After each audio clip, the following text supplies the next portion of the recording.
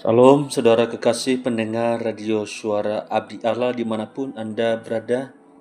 Senang bertemu dengan Anda di ruang dengar radio suara Abdi Allah dalam program pemberitaan firman Tuhan. Dan pada hari ini kita diberi kesempatan sekali lagi untuk membaca dan merenungkan firman Tuhan. Dan sebelum kita membaca, merenungkan firman-Nya, saya mengajak Bapak Ibu Saudara kekasih pendengar radio suara Abdi Allah untuk tundukkan hati di hadapan Tuhan. Kita berdoa. Bapa yang baik, yang kami kenal di dalam Kristus Yesus, kami bersyukur kepadamu atas anugerah kesempatan demi kesempatan yang Tuhan telah berikan bagi kami untuk menikmati firman-Mu. Tuhan, tolong kami supaya kami layak untuk bersekutu melalui perenungan firman Tuhan. Ampunilah salah dan dosa yang telah kami lakukan di hadapan Tuhan, yang tidak berkenan kepadamu ya Bapa. Berkatilah kami sekalian, baik pendengar maupun hamba-Mu yang akan memberitakan firman-Mu. Berikan kami hikmat bijaksana-Mu. Roh Kudus Tuhan senantiasa ada di dalam hati kami, supaya kami sungguh dapat diteguhkan, dikuatkan oleh firman-Mu. Terima kasih ya Bapa. Berfirmanlah kepada kami siap mendengarkan firman-Mu. Dalam nama Tuhan Yesus Kristus, Juru Selamat kami telah berdoa. Amin. Saudara-saudara kekasih pendengar radio suara Abdi Allah dimanapun Anda berada, hari ini kita akan merenungkan firman Tuhan dari Kejadian pasal yang ketiga, ayat 20-21. Kejadian pasal yang ketiga, ayat 20-21. Saya bacakan untuk kita semua dan Bapak Ibu saudara-saudari pendengar radio suara Abdi Allah boleh mengikutinya di dalam hati bersama dengan saya. Demikianlah firman Tuhan. Manusia itu memberi nama Hawa kepada istrinya, sebab dialah yang menjadi ibu semua yang hidup. Dan Tuhan Allah membuat pakaian dari kulit binatang untuk manusia dan untuk istrinya itu, lalu mengenakannya kepada mereka. Demikian jauh pembacaan firman Tuhan. Yang berbahagia adalah kita yang senantiasa membaca, merenungkan, dan melakukan firman Tuhan dalam kehidupan kita hari lepas hari. Bapak Ibu Saudara kekasih pendengar radio suara Abdi Allah dimanapun Anda berada, hari ini kita akan merenungkan satu topik, yaitu tentang kasih karunia di tengah hukuman. Kasih karunia di tengah hukuman. Bapak Ibu Saudara kekasih, dalam Kejadian pasal yang ketiga ini kita dapat menyaksikan fakta yang paling tragis dalam sejarah alam semesta yang telah diciptakan oleh Sang Pencipta, yaitu Allah itu sendiri. Dalam hal ini kita dapat menyaksikan bagaimana kejatuhan manusia yang telah diciptakan oleh Allah, yaitu Adam dan Hawa. Setelah kejatuhan Adam dan Hawa di Taman Eden, terjadi suatu perubahan yang fundamental, di mana taman itu menjadi ruang pengadilan bagi Allah untuk mengadili ciptaannya, yaitu Adam dan Hawa. Adam dan Hawa merupakan manusia pertama yang diciptakan oleh Allah sebagai pencipta. Tetapi dalam perjalanannya Adam dan Hawa melakukan pelanggaran, melakukan dosa di hadapan Tuhan. Dan mereka menerima serangkaian hukuman, yaitu kutukan pada tanah. Mereka mengalami penderitaan dan mereka divonis mati. Ini adalah ruang pengadilan yang diciptakan oleh Allah kepada manusia pertama, yaitu Adam dan Hawa. Bapak, Ibu, Saudara kekasih pendengar Radio Suara Abdi Allah, dimanapun Anda berada, ada hukuman yang paling menyakitkan yang mereka rasakan, yaitu rasa malu yang mendalam. Mereka mengalami ketelanjangan di hadapan Allah. Tidak hanya ketelanjangan fisik, tetapi mereka mengalami ketelanjangan rohani di hadapan Allah yang Maha Kudus.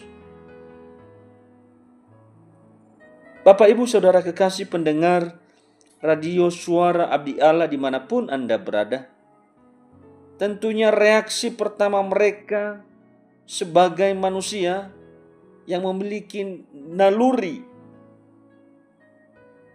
yaitu mengambil inisiatif untuk menjahit penutup bagi diri mereka. Karena mereka merasakan malu di hadapan Tuhan. Mereka menggunakan daun ara.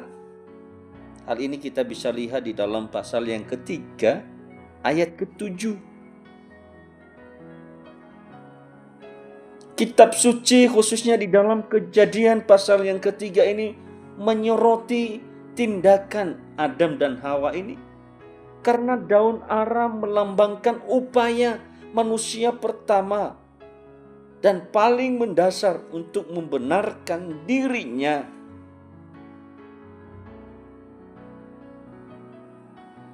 Mereka mau berjuang untuk menutupi rasa malu yang mereka rasakan.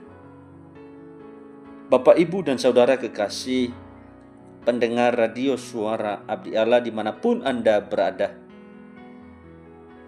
bukankah itu yang kita lakukan ketika kita mengalami sesuatu rasa malu di dalam diri kita? Kita berupaya melakukan perbuatan untuk menutupi rasa malu itu.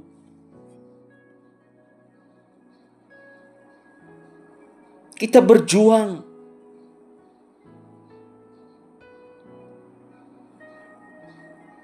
Kita berharap perjuangan kita dengan melakukan perbuatan baik dapat menutupi rasa malu kita di hadapan Allah Sang Maha Kudus. Itu naluri manusia kita yang berdosa ini. Namun narasi Alkitab dalam Kejadian pasal yang ketiga dengan cepat menunjukkan kegagalan total dari kerja keras proyek yang dibangun oleh Adam dan Hawa ini. mereka gagal. Karena daun ara yang mereka jahit, mereka ambil bersifat sementara. Daun ara itu mudah layu. Dan yang paling penting, tidak mampu menghilangkan rasa malu yang mereka rasakan, yang membuat mereka bersembunyi di hadapan Allah yang Maha Kudus. Daun ara hanya menyediakan penutup sementara, bukan penutup untuk sampai kepada kekekalan. Penutup sementara ini mewakili bagaimana Adam dan Hawa berjuang sekuat tenaga menutupi rasa malu karena keberdosaannya.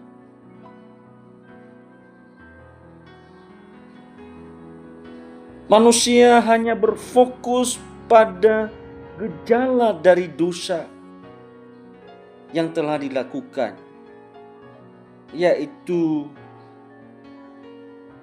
ketelanjangan, rasa malu, dan kegugupan yang dirasakan oleh Adam dan Hawa. Mereka mencoba mengubah penampilan eksternal agar merasa lebih baik di mata diri sendiri dan juga di mata sesamanya. Bapak, Ibu, Saudara kekasih pendengar Radio Suara Abdi Allah, upaya ini gagal total karena lagi-lagi bersifat sementara, mudah layu, dan tentunya tidak mengubah status hukum mereka di hadapan Allah yang Maha Kudus itu. Daun ara tidak membayar tuntutan hukuman ilahi kepada Adam dan Hawa. Karena hukuman ilahi kepada Adam dan Hawa yaitu menuntut kematian sebagai upah dari dosa yang telah dilakukan.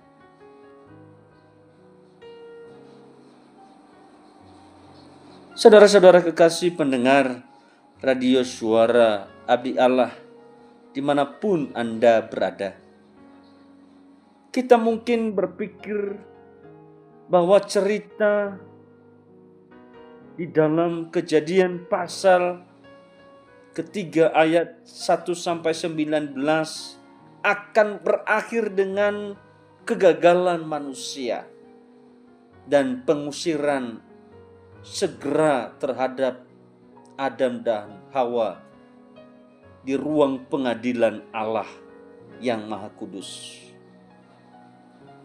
Namun justru di titik kegagalan daun ara itulah kasih karunia Allah di tengah hukuman dinyatakan. Allah menghentikan drama yang telah dibuat oleh manusia dan Allah langsung campur tangan secara nyata dan radikal. Allah menolak penutup buatan tangan manusia dan menggantinya dengan sesuatu yang disediakan secara ilahi oleh Allah.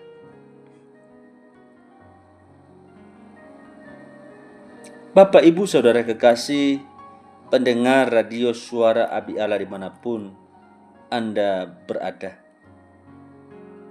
Menurut logika dunia, narasi seharusnya berakhir di ayat yang ke-19. Manusia itu harus diusir.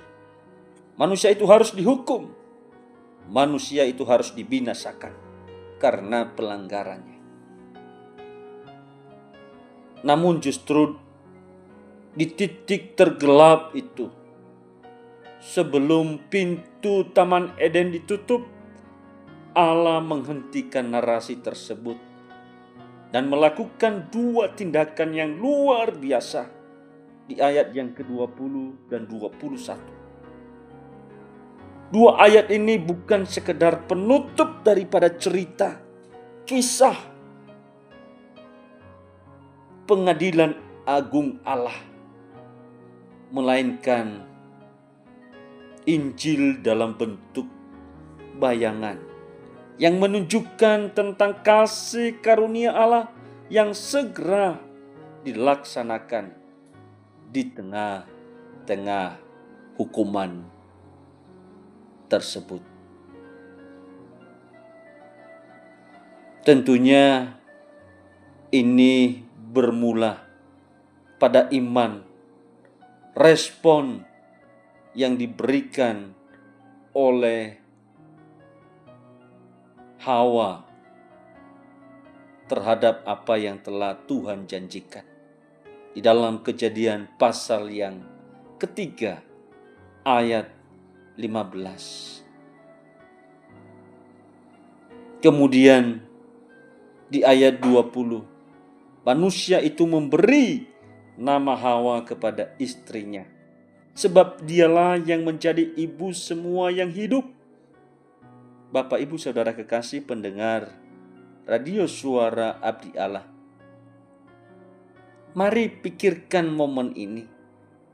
Di sekeliling Adam ada realitas tentang maut, ada realitas tentang penderitaan, ada realitas tentang pengusiran dari Taman Eden, taman yang tentunya telah diciptakan untuk Adam dan Hawa.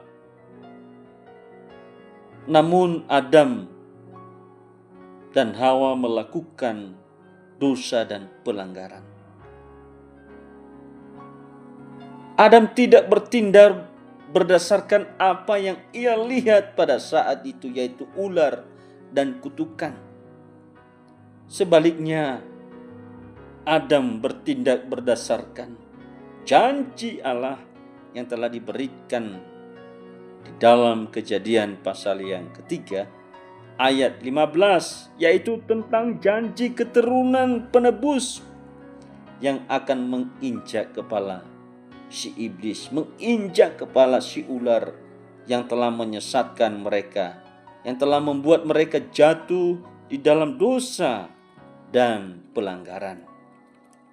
Bapak, Ibu, Saudara kekasih pendengar Radio Suara Abdi Allah dimanapun Anda berada. Adam di tengah-tengah penghukuman memiliki iman. Di tengah-tengah penghukuman, dia mau menyatakan tentang imannya. Tindakan Adam adalah tindakan iman pertama yang dicatat di dalam Kejadian pasal yang ketiga ini. Ia percaya bahwa meskipun ia dan istrinya pantas mati, tetapi Allah yang berdaulat akan memelihara garis hidup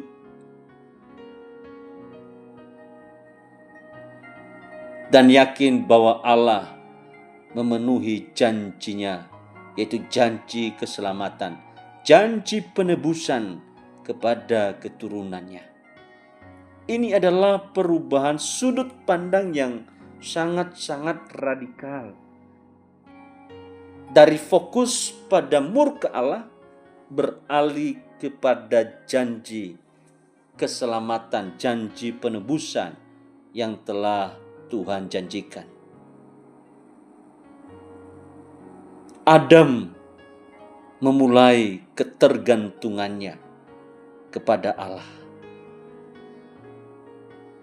Imannya Adam menegaskan bahwa keselamatan kita bergantung kepada janji Allah, bukan pada kondisi keberdosaan kita.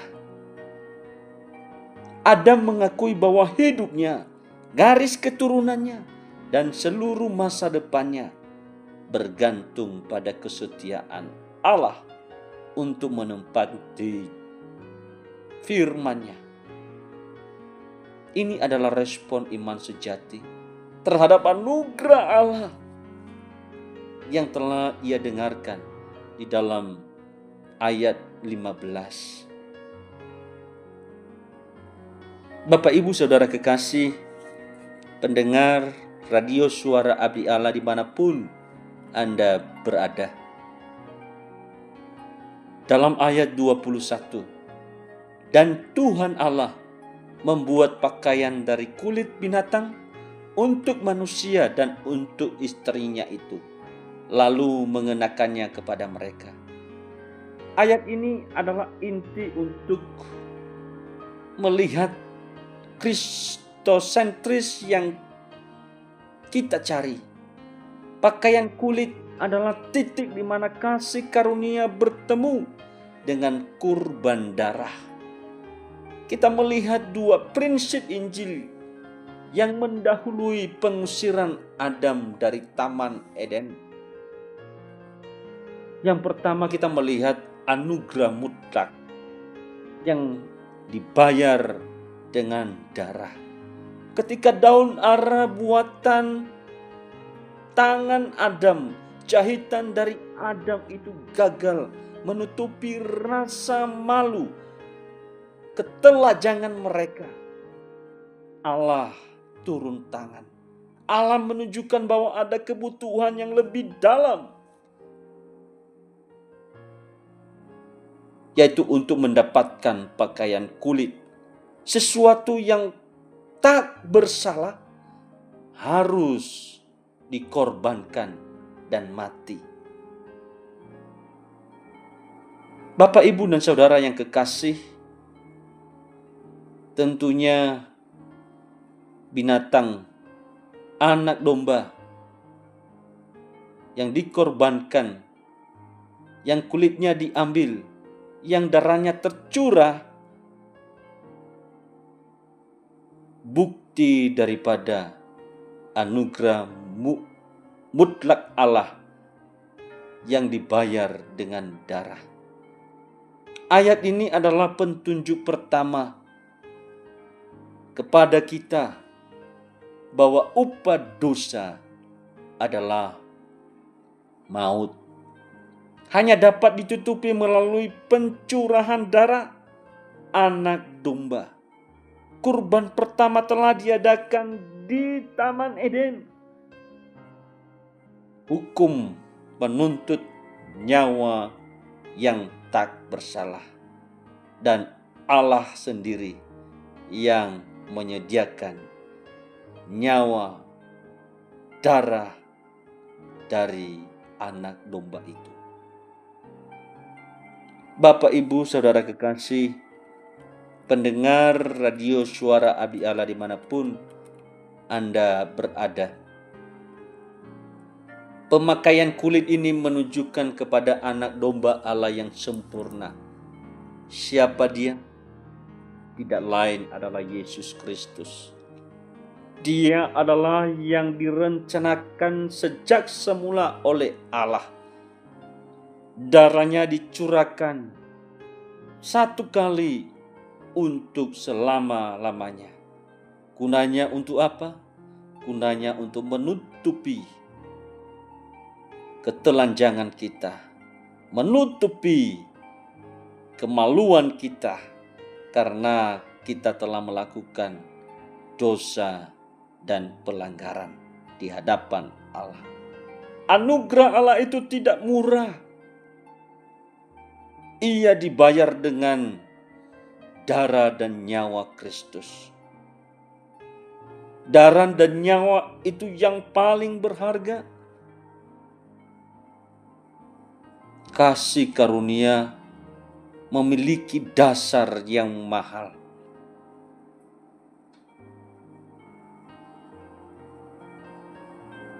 Darah Kristus adalah dasar yang menjadikan kita diselamatkan.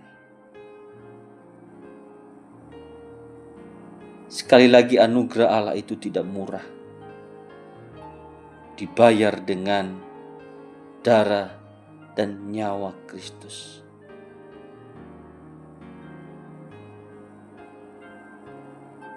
Sungguh luar biasa Bapak Ibu. Allah sendiri yang membuat, Allah sendiri yang membawa, Allah sendiri yang mengenakan kepada Adam dan Hawa.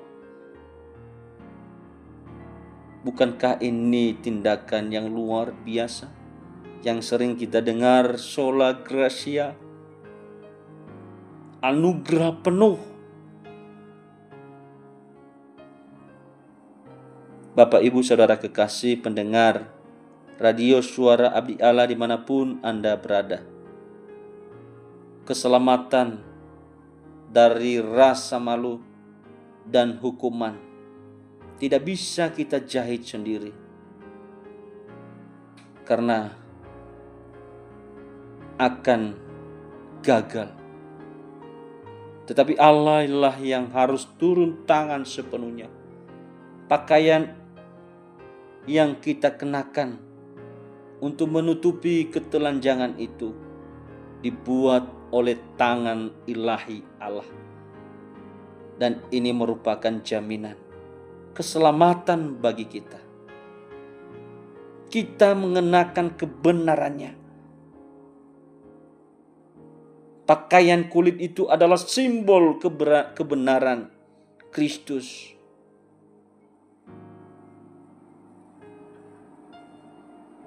Melalui iman, kita tidak hanya dibebaskan dari penghukuman, tetapi kita juga diberikan pakaian yang baru, hidup yang baru, yang lama sudah berlalu.